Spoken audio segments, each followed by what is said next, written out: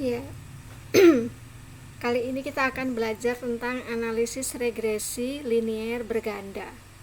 Apa itu analisis regresi linier berganda?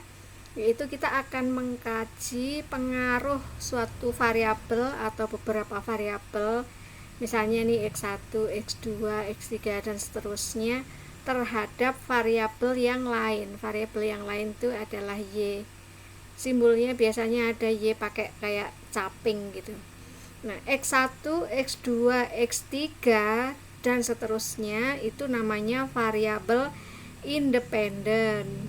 Kemudian y ini adalah variabel dependen. Variabel independen itu adalah variabel yang mempengaruhi variabel dependen. Variabel dependen berarti adalah variabel yang dipengaruhi.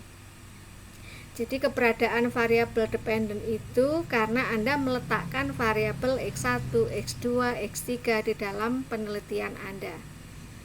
Nah, variabel independen itu keberadaannya karena Anda yang memasukkan di dalam penelitian Anda, gitu ya. Jadi y ini ada karena ada yang mempengaruhi, yaitu x1, x2, x3 dan seterusnya. Kemudian apa A ini? A itu adalah konstanta. Konstanta itu adalah ibaratnya kalau x1, x2, x3 dan seterusnya itu tidak ada, maka y-nya berapa? Nah, y-nya adalah sebesar A, sebesar konstantanya. Kalau itu variabel perilaku, misalnya kepuasan kerja, komitmen organisasi, misalnya juga kepemimpinan. Kalau seorang karyawan itu nggak memiliki kepuasan, nggak ada komitmen, nggak ada rasa kepemimpinan yang baik, maka kinerjanya seperti apa? Kinerjanya adalah sebesar A. A ini bisa positif, bisa negatif. Kemudian B1, B2, B3 itu namanya koefisien regresi. Koefisien regresi itu adalah berubahnya y, ya, berubahnya y ini jika x-nya berubah sebesar 1. Kalau x-nya berubah sebesar 1, maka y-nya akan berubah sebesar B1, sebesar koefisien regresinya. Kemudian E itu adalah error. Error itu apa? Error itu adalah terjadi karena kesalahan pada pengukuran variabel. Misalnya error itu misalnya ada variabel lain yang belum masuk, nah berarti ada di dalam error ini, atau galat kalau bahasa Indonesianya ya. Nah, nanti kita akan menganalisis regresi dengan kasus kinerja karyawan sebagai variabel dependen, kemudian kepuasan, kemudian motivasi sebagai variabel independen. Semua udah ada datanya ya, Anda udah punya data ini. Kemudian langkah-langkah untuk melakukan analisis regresi itu ada 3. Yang pertama adalah uji asumsi klasik.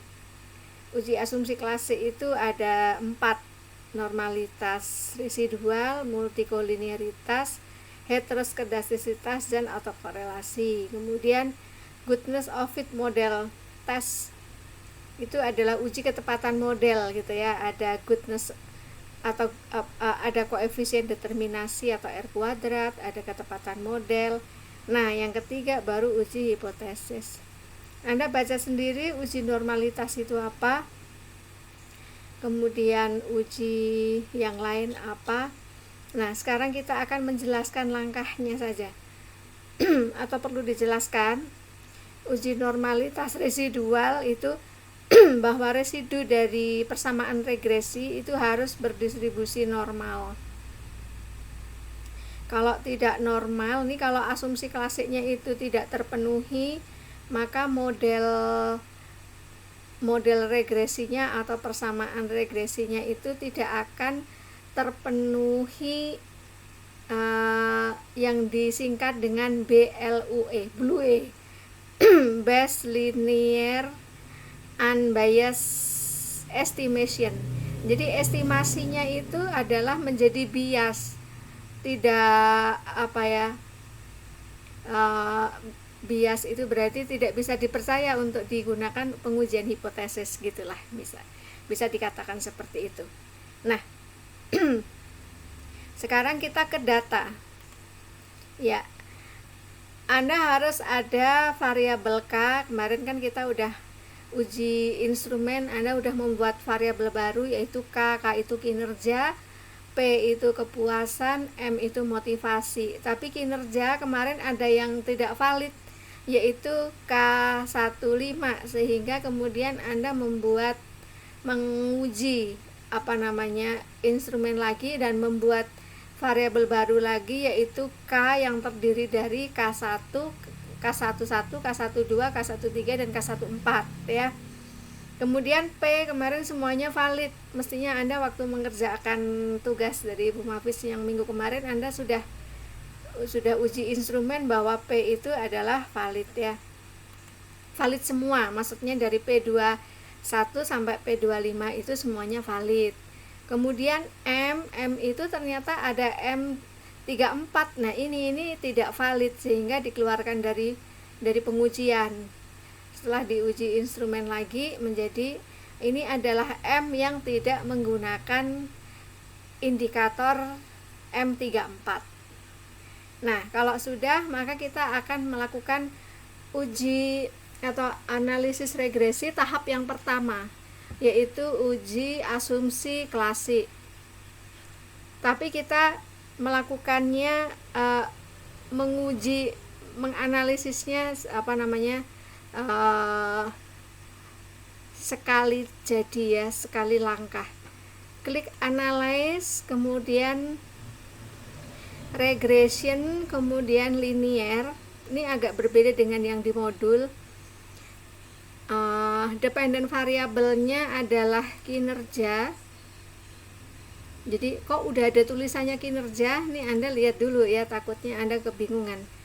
Kinerja itu, nah, bukan yang K ini yang kinerja, yang diberi nama labelnya supaya outputnya nanti disebut kinerja, muncul namanya kinerja, adalah yang K_15, karena ini yang valid kan, ini juga yang valid, sehingga bukan M ini yang motivasi kerja yang kita akan olah selanjutnya, yaitu yang sudah valid, yaitu M_34, M yang tidak menggunakan M34. Ini K juga K yang tidak ada K15 nya.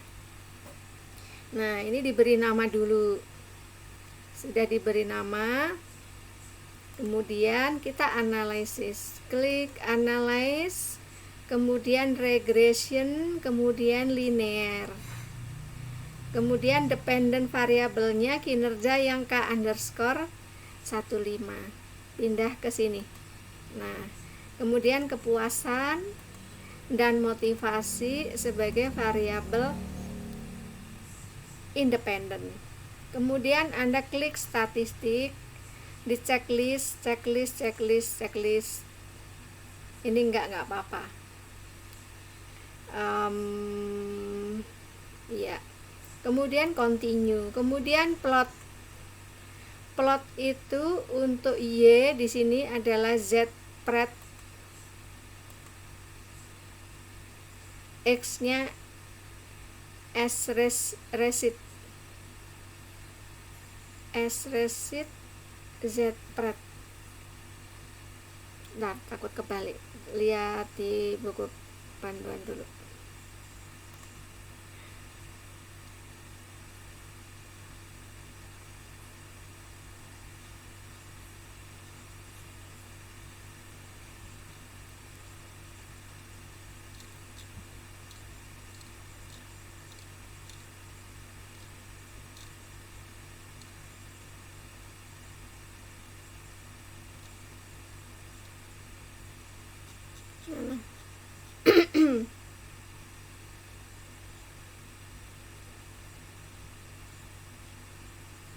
Oke deh, S-resit Z-pred. Kebalik ya, mohon maaf. Ini adalah S-resit, kemudian ini adalah Z-pred. Nah, S resid Z pred. Kemudian histogramnya dan normal probability plotnya. Kemudian continue. Kemudian Anda klik save. Di residual ini diklik unstandardized. Kemudian continue. Kemudian optionnya saya rasa nggak perlu, continue saja. Kemudian oke. Ya.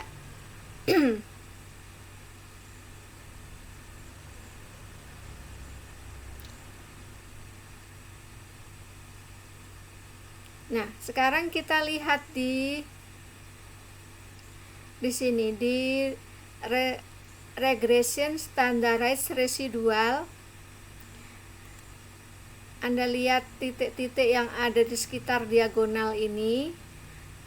Nah, titik-titiknya ini adalah residunya. Apabila residunya itu ada di diagonal, di sekitar diagonal tidak ada yang outlier. Outlier itu yang nyempal, yang berbeda dengan yang lain. Misalnya, oh kok ada satu di sini. Nah, berarti itu residunya tidak berdistribusi normal, gitu ya. Nah, selama regression standardized residual ini normal PP plot regression standardized residualnya itu ada di sekitar diagonalnya, maka dikatakan bahwa residunya berdistribusi normal. Atau kalau kita lihat di sini nih histogram dependent variable. Nah, ini kalau bentuknya seperti lonceng, ini kan bentuknya seperti lonceng ya. Poligonnya atau histogramnya ini seperti lonceng, maka dikatakan residunya berdistribusi normal. Ada cara yang kedua, yaitu tadi kan kalau Anda lihat data. Nah, di paling kanan ini ada res underscore 1. Ini adalah residual. Nah, residual ini kalau kita uji normalitas, maka kita coba uji analyze, kemudian non parametric test, legacy dialog, kemudian sampel KS. Kita pindahin yang residual tadi. Ya, kemudian kita klik, ini udah normal, kita klik OK. Nah, ini apabila asymptotiknya nih, ini di atas 0,05 itu cut off-nya untuk dikatakan bahwa jadi batas normalitasnya itu adalah angka di sini itu harus di atas 0,05. Nah, kalau ini di atas 0,05 maka dikatakan data berdistribusi normal. Ini cara yang kedua.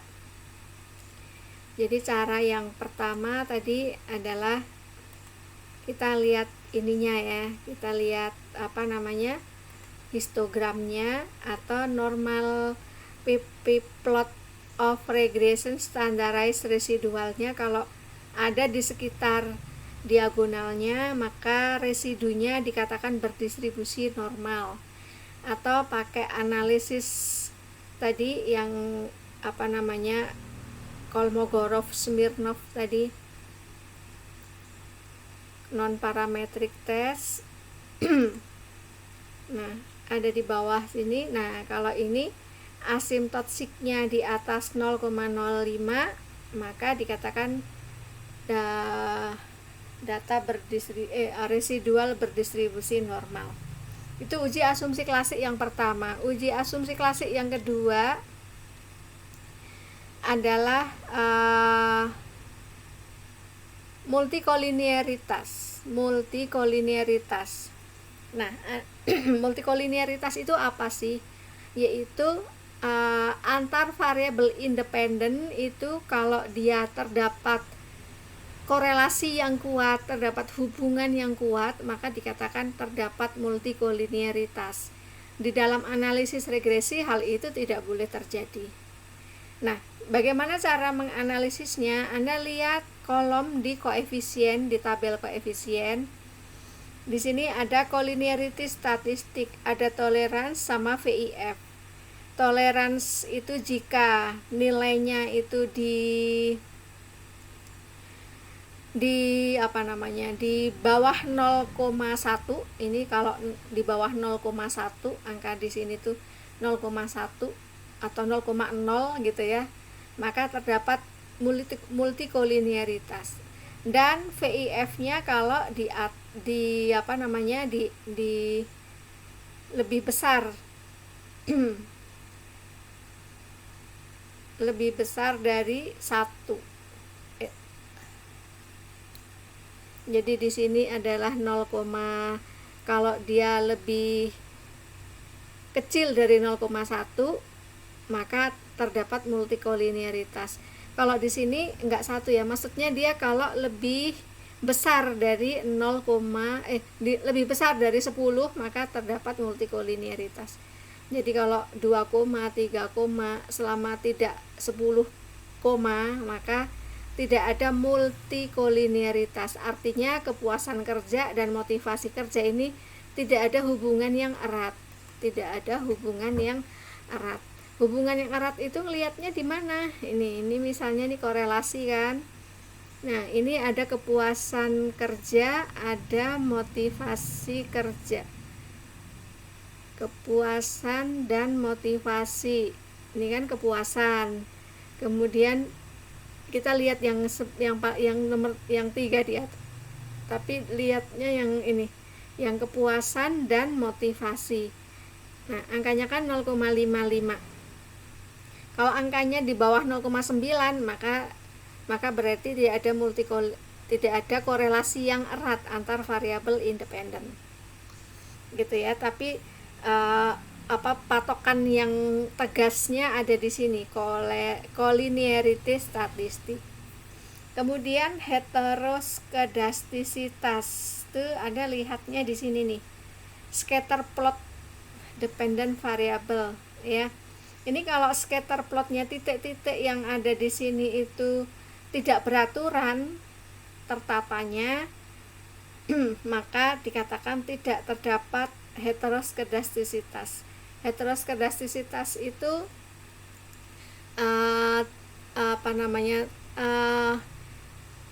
variansnya kalau analisis regresi itu harus konstan.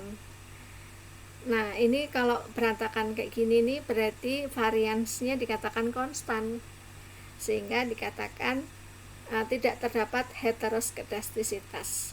Nah, ini Anda mindahinnya tinggal di copy aja, klik kanan, copy, pindah ke Word.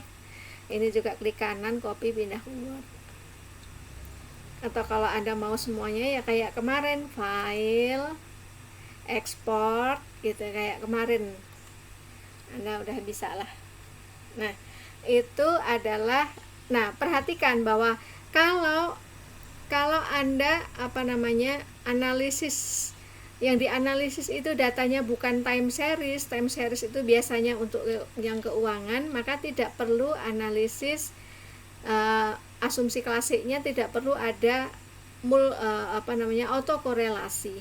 Nanti pada saat yang keuangan, baru kita menganalisisnya dengan analisis pengujian hipotesis autokorelasi. Nah, selanjutnya adalah uji ketepatan model. Uji ketepatan model itu ada 2, yaitu R kuadrat, ini R square, dan ANOVA, dan uji F ya. R square itu ini ada R itu korelasi, ada R square itu koefisien determinasi, ada adjusted R square itu hampir sama dengan R square, tapi ada bedanya apa nih? Ada adjusted, ada yang disesuaikan, R kuadrat yang disesuaikan. Nah, apa bedanya? Nah, bedanya adalah apabila Anda analisisnya adalah analisis regresi linier berganda, di mana variabel independennya kan ada dua ya, motivasi kerja dan kepuasan kerja. Maka disarankan untuk menggunakan yang adjusted R-square. Kenapa? Karena maknanya apa sih R-square itu, atau bahasa lain adalah koefisien determinasi. Koefisien determinasi itu adalah besarnya kontribusi variabel independen, besarnya kontribusi motivasi kerja dan kepuasan kerja dalam menjelaskan variasi dari kinerja karyawan. Itu besarnya adalah sebesar ini, 43,1%. 43,1%. Ini kalau dipersenin kan angka desimalnya mundur 2 angka kan, jadi yang tadinya 0,431 menjadi 43,1%. Motivasi kerja dan kepuasan kerja itu mampu berkontribusi dalam menjelaskan kinerja karyawan sebesar 43,1%. Sisanya itu berarti kalau 100 dikurangi 43,1 berarti 9, berarti 56,9% itu dijelaskan di luar dari model yang Anda analisis. Jadi ada 56,9% variasi dari kinerja karyawan itu tidak dijelaskan oleh motivasi dan kepuasan kerja, tapi dijelaskan oleh oleh faktor atau variabel yang Anda tidak masukkan dalam penelitian ini. Kayak gitu, itu makna dari R-square. Nah, adjusted R-square, kalau misalnya hanya motivasi kerja saja yang dianalisis, maka R-square-nya akan ada angka tertentu. Kemudian dimasukkan lagi kepuasan kerja. Kalau ternyata variabel yang dimasukkan lagi itu adalah tidak berpengaruh yang berarti atau tidak signifikan pengaruhnya, maka R-square, adjusted R-square-nya itu tidak akan meningkat. Tapi kalau yang R-square setiap ditambah variabelnya dalam analisis regresi ditambah lagi, maka R-square-nya akan meningkat. Tapi kalau yang adjusted, selama yang ditambahkan itu berpengaruh, maka akan meningkat. Tapi kalau yang ditambahkan tidak berpengaruh, maka tidak akan meningkat. Nah, itu maknanya. Anda analisis dengan penjelasan yang barusan dijelaskan sama Bu Mafis ya.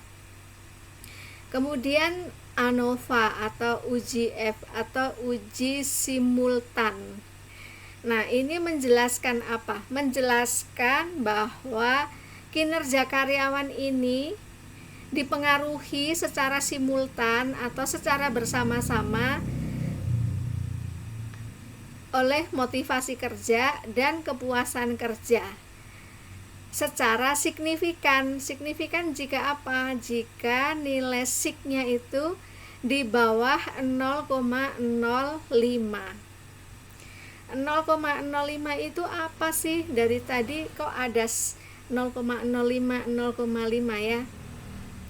Jadi pada saat Anda melakukan pengujian hipotesis,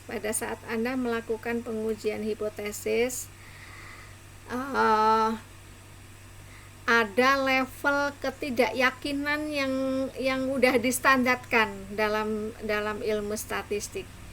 Jadi jika ketidakyakinannya itu paling besarnya adalah 0,05. Tidak boleh lebih dari 0,05. Jadi sesuatu itu hipotesisnya diterima apabila ketidakyakinannya itu adalah kurang dari 0,05. Ketidakyakinan 0,05 itu akan menunjukkan tingkat keyakinan bahwa sesuatu itu akan terjadi, bahwa pengaruh itu akan suatu variabel itu akan signifikan itu adalah sebesar 95%.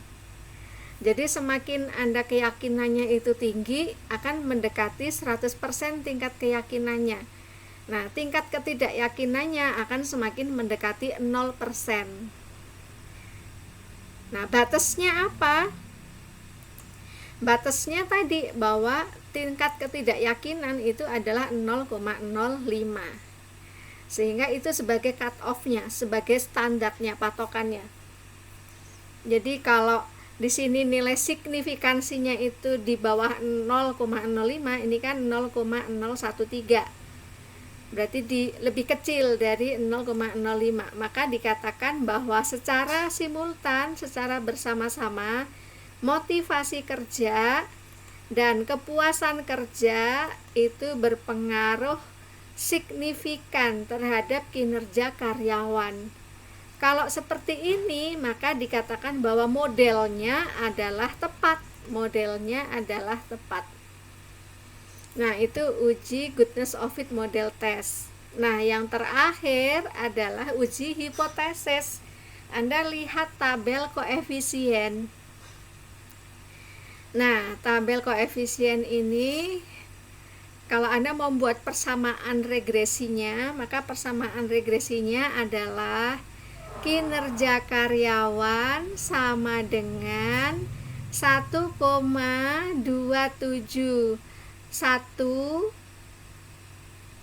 plus, ini kan tandanya positif ya, plus 0,479 kepuasan kerja plus 0,21 motivasi kerja plus error.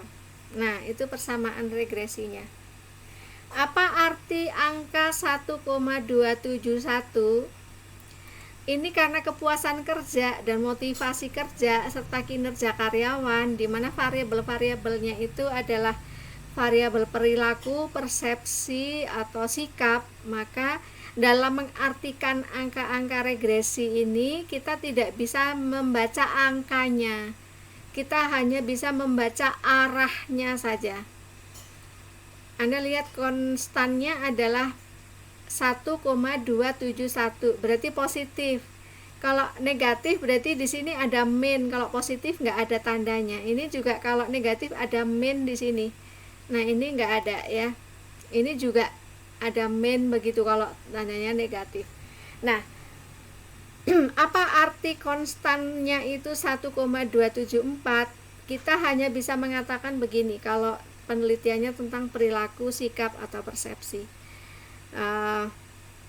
Jika kepuasan kerja dan motivasi kerja tidak berubah, maka kinerja karyawannya tetap positif, tetap meningkat. Nah, gitu cara membacanya. Tapi kalau ini penelitian keuangan, ya, anggap ini misalnya kepuasan kerja itu ROA, ini adalah DER.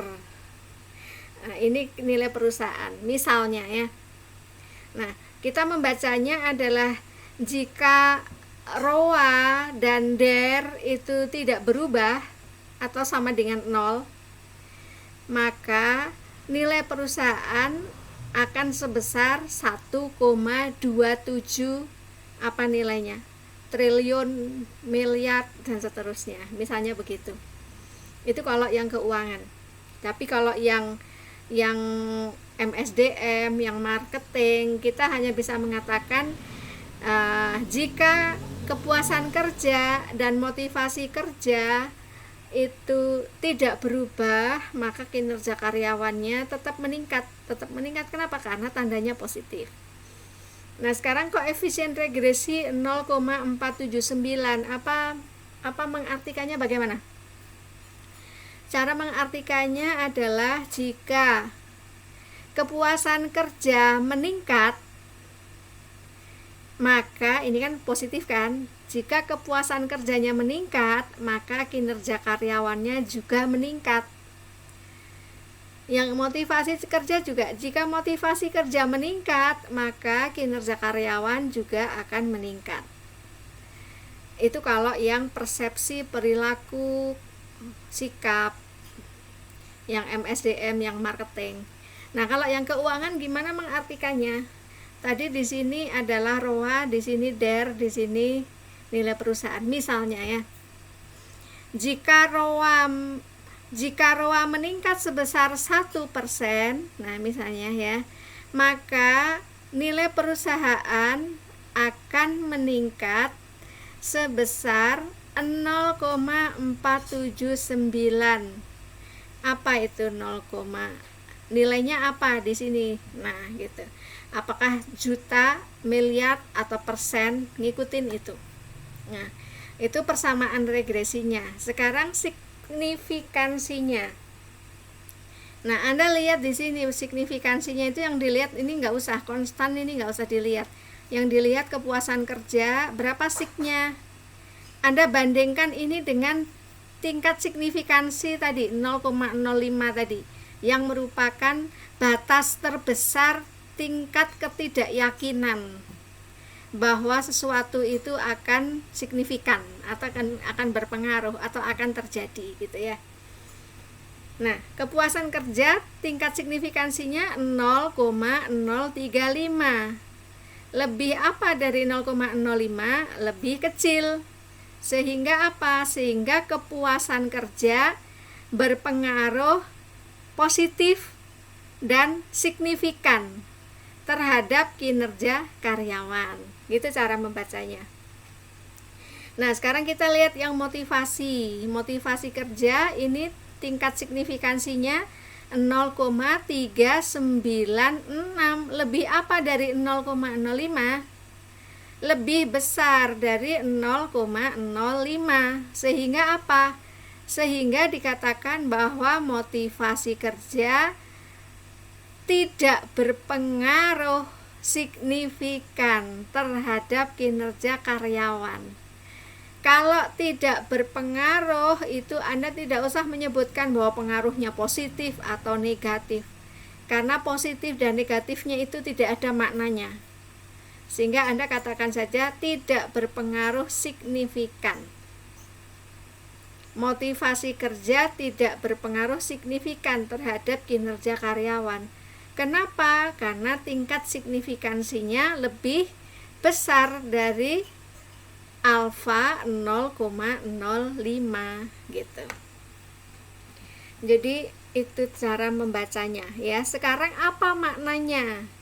Apa maknanya dari kepuasan kerja itu berpengaruh positif? Cara menjelaskannya gimana?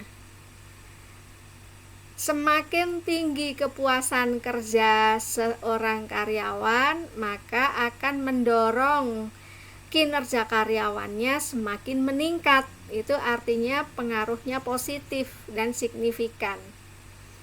Apa artinya motivasi tidak berpengaruh terhadap kinerja karyawan? Motivasi dan kinerja, bahwa kinerja karyawan itu kan tidak dipengaruhi oleh motivasi kerja. Mau seorang karyawan itu dimotivasi terus-menerus setiap hari, ternyata kalau dia rajin ya kinerjanya tetap aja bagus. Kalau dia nggak rajin ya kinerjanya tetap aja jelek gitu. Jadi mau dia dimotivasi terus-menerus ataupun tidak dimotivasi, kinerjanya ya biasa aja sesuai dengan kebiasaannya dia. Sesuai dengan kebiasaannya dia, tidak berubah, tidak meningkat atau tidak menurun. Itu makna dari motivasi kerja tidak berpengaruh signifikan terhadap kinerja karyawan. Nah, itu yang bisa dijelaskan untuk analisis regresi. Silahkan Anda kerjakan tugasnya, paling lambat dikumpulkan Jumat malam kalau tidak salah ya. Oke, selamat siang. Wassalamualaikum warahmatullahi wabarakatuh.